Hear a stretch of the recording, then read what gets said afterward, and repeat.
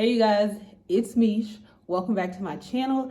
That was just a quick glimpse of the vision board party that I threw. Also, that was a picture of my vision board. When I tell you that I love outlining my goals for the beginning of the year, it's January, so it's not too late if you haven't did that already.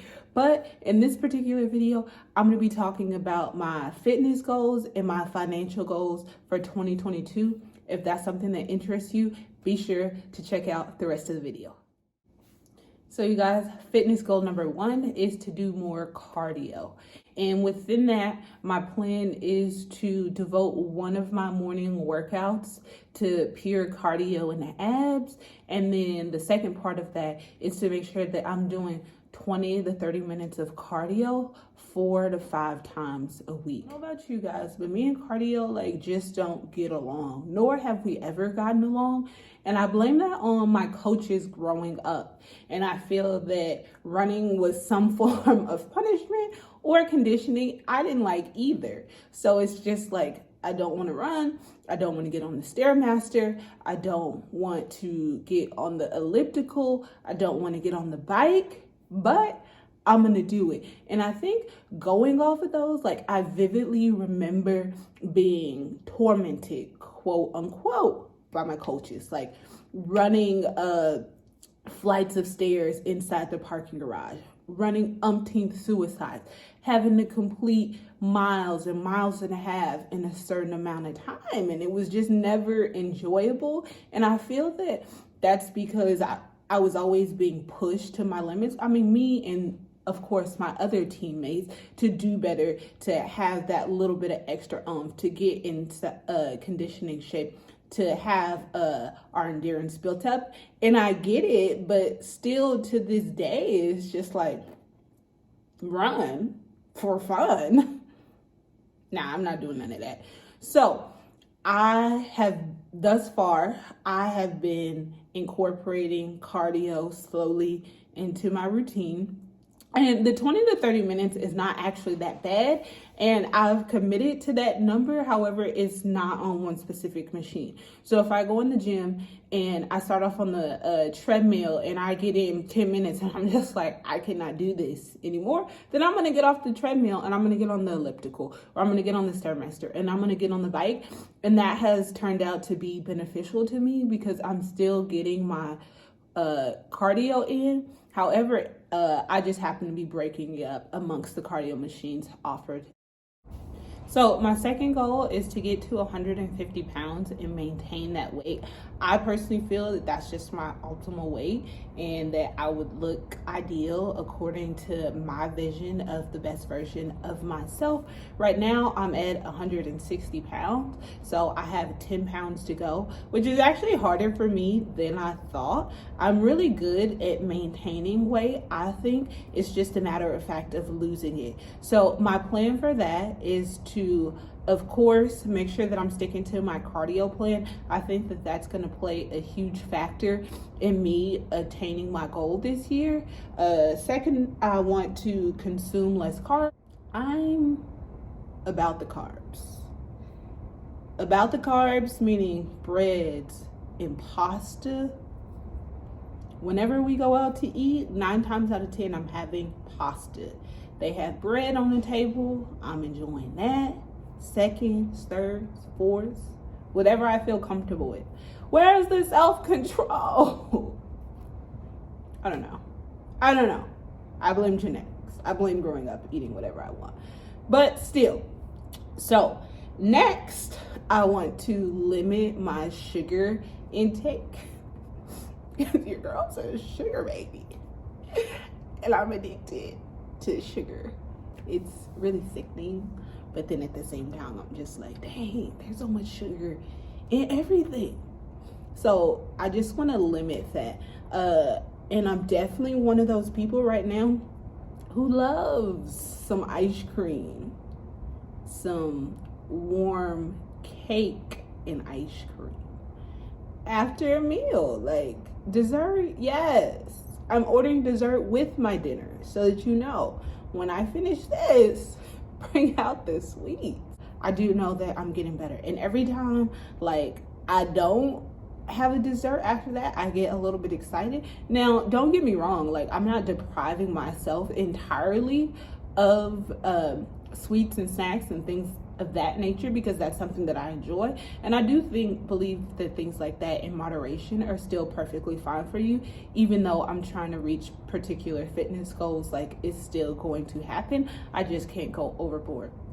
And then the last part of that plan is to not overeat / snack for no reason, like going into the kitchen with no real purpose and just grabbing something out of the fridge. First of all, I don't have much stuff in my fridge as it is, but second of all, I do keep my snacks in there, and those are already set out for the entire day, just so I can kind of grab and go. I feel really good about this. I do know that it is going to be a bit of a challenge. As I said, I primarily consume carbs in general within my diet before coming up with these goals, so just limiting that amount hasn't been bad so far. But I know there's always those times where it's just like, okay, things are going good, and then out of nowhere, like you just start struggling, like what is going on? Where are these temptations coming from? I don't know, but I'm trying to figure it out.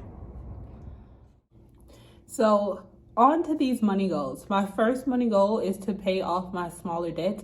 Now I do have smaller debts, which are listed here on the screen here.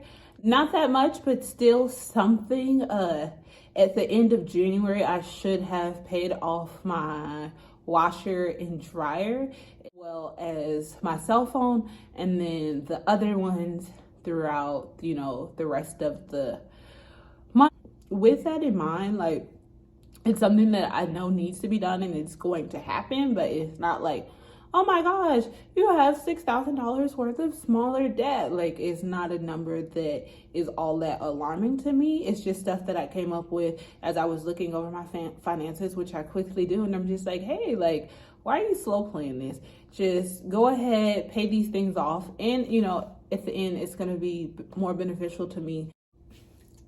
Money goal number 2 for me is to reach my account minimums on my 6 accounts. Some people are like, 6 accounts, like you doing too much. If you guys haven't checked out the 4 different bank accounts that I have in the purpose of each one of those, be sure to check out that video. I'll be sure to tag it up above.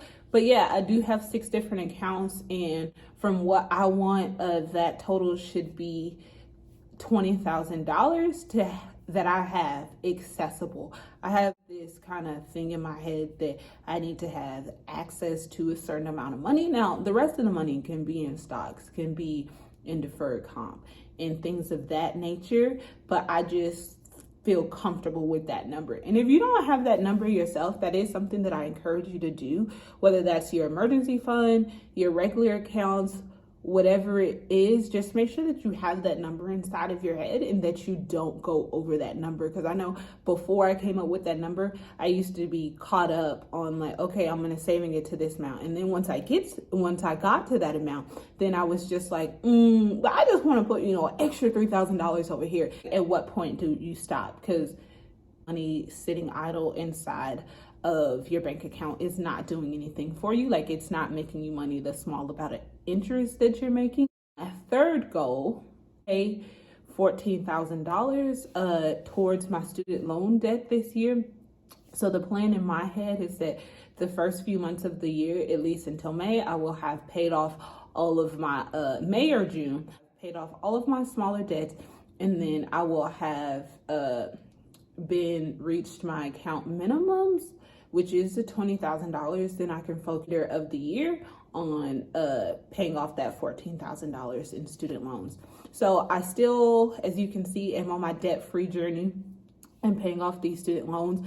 Before I stopped paying on them, before, you know, we were given forbearance, I think that I was in a really good rhythm of paying those down, and I had came up with a method that works for me. $14,000 is a good amount for me. I used to be like, I would come up with these excellent plans and I would like want them to be executed within like a year and a half time frame, and realistically that's not realistic for me, nor is that something that I want to do. The way that I'm moving throughout my debt-free journey is to invest as well as pay off debt simultaneously at the same time. At first, I felt that I needed to be on this side or this side. Like, oh, well, you're not actively pursuing becoming debt-free because you still want to take money and do X, Y, and Z over here. So yes, at the end of the day, these student loans are accruing interest on a daily basis. However, it's not that much to where I feel if that money was put into the stock market or put into something that's going to have some type of ROI, it will level itself out. And when the student loans are already paid off, I feel that those years and months or however long this money has been working on this side will work in my favor, and compound interest will be setting in on this side. So the fact that I can do both is the route that I prefer to take for me and my finances. Now, I'm no financial expert, but I do know what works best for me and my financial. So you guys, I want to thank you for taking time to watch today's video. I hope that you enjoyed it. Goal setting is something that like I hold near and dear to my heart. Like every year, for the most part, I create a vision board and I'm constantly looking over my goals and what I want to accomplish. Like I have a vision board in my bathroom. I have a copy of it back in my office. Every day within my notebook, like I have my goals written down just so that I can review.